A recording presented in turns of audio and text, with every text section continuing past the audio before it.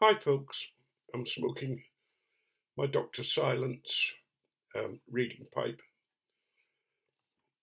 and in it, I've got my own blend and variation of Sardorian's mixture.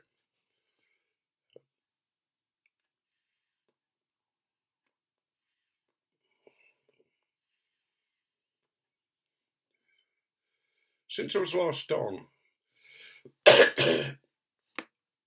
there are sort of various things that have happened that have made me um, challenge, or I think they've brought me up short.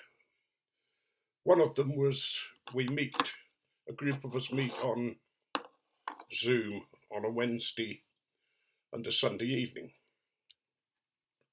And we're usually very good at sort of checking up on each other. If we don't appear on the Wednesday or the Sunday, one of us will contact the person and say, we're on Zoom, because some of us forget, or we'll check up later on, whether they're okay. Why weren't they on?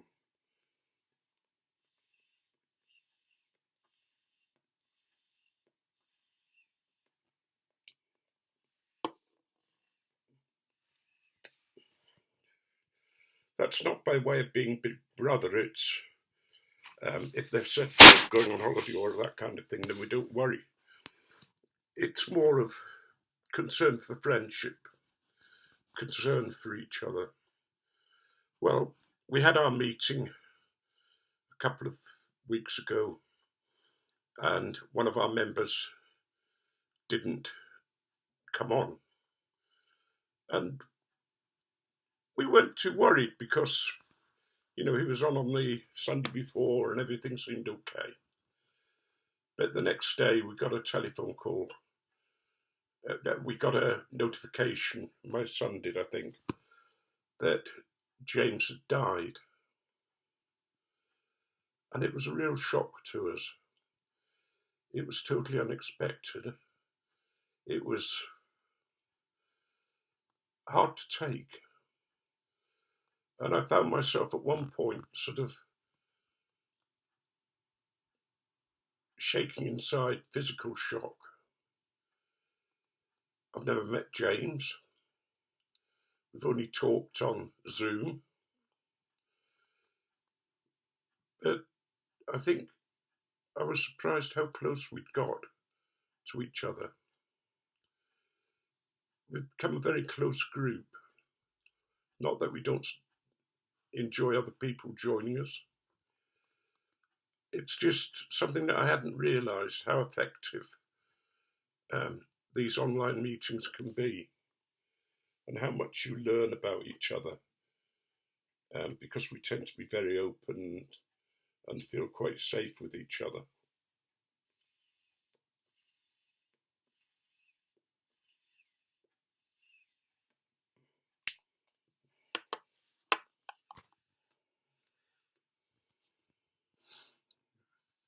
But we each in our own way remembered James. Some of us smoked a pipe to him. Some of us raised a glass. Some of us prayed. Some of us just gave our thoughts and our best wishes to his family and friends.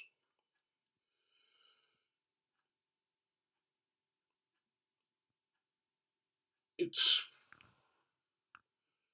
one of those things in life that a hobby, we smoke a pipe, which can be the loneliest experience because there are so few pipe smokers around now. There are probably more than we imagine, but we tend to smoke inside rather than out in the street. I'm beginning to try and smoke more outside, so that at least somebody can see that there's at least one pipe smoker in the village. Talk about I'm the only queer, I'm the only gay in the village. Well, sometimes I feel I'm the only pipe smoker in the village. Although somebody did ask my wife whether I smoked Condor. He'd seen me smoking in the street.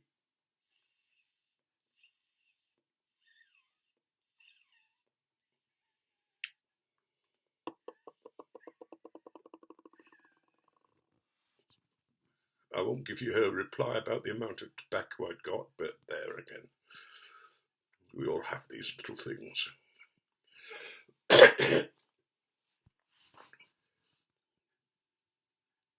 We never know when things are going to happen, you know. Yesterday, Carolyn and I went out for a meal with Carolyn's brother and his wife, with Pamela, Carolyn's sister, and her friend. And very nice meal, nice chat, everything seemed okay. We each went our own way, got home, and Carolyn and I were sat at home, and suddenly Pam rang up saying, could we pray for her son, one of her sons, Andrew, because he'd been taken into hospital with his chest. He has a problem with his chest. And when they were treating him, he died. But they managed to bring him back. And she was going through to see him. You know, life sort of changes so quickly. From one sentence, 1 second to another. And one of the things that we talked about during the smoking, during the meal, and afterwards was my smoking a pipe. And Carolyn's brother used to be an actuarist in an insurance company. They're the people who assess the risks. And I think he was a bit surprised that I still smoked a pipe.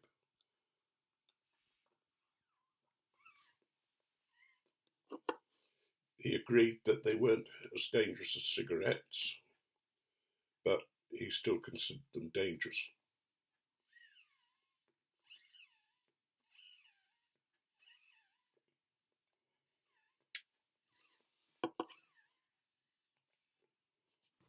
He seemed even more surprised when I knew the risks I was taking, you know, with mouth cancer and that kind of thing.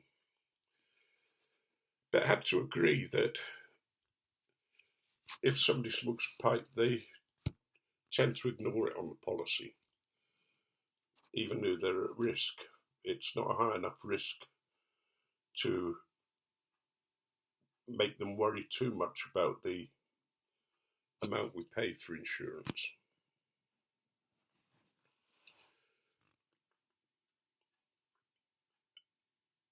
I'm not quite sure where I was going to take that, so I'll just leave that statement there.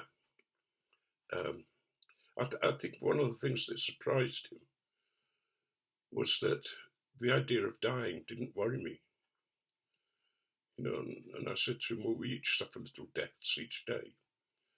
And we left it there. No doubt we'll have more intense conversations when he gets used to the idea that Carolyn and I are back. And the wicked side of me does like a good debate or a bloody good argument rather than debate.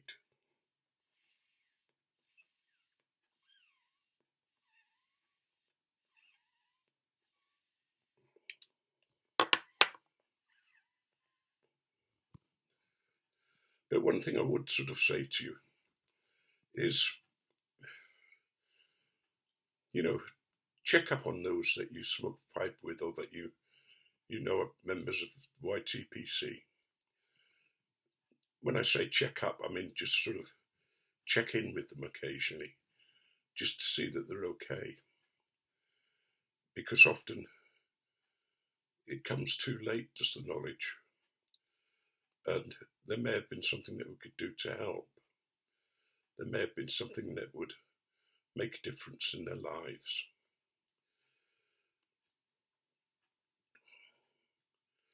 I'm going to leave it there because I still think at the moment every day of James, and realise that his passing is a great loss to our group. Not because of things that he did or that kind of thing, but just that he was a friend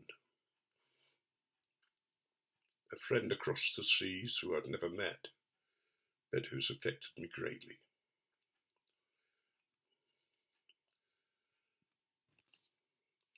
May you be richly blessed, and may you know how much you're loved by those who are on this group, on the YTPC, and may you begin to realise just how much people mean to you, even though you just smoke a pipe and watch a video, or join them on an online group.